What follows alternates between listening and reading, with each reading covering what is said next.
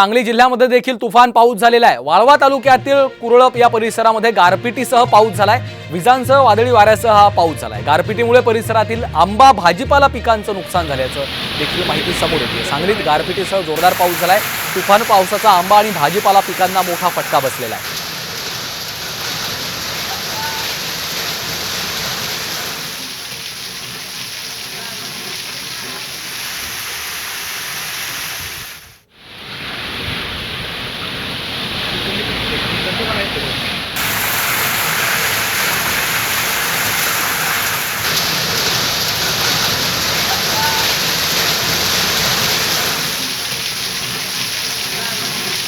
तुफान पावसाचा आंबा आणि भाजीपाला पिकांना मोठा फटका बसलाय। सांगलीत गारपिटीसह जोरदार पाऊस झालेला आहे।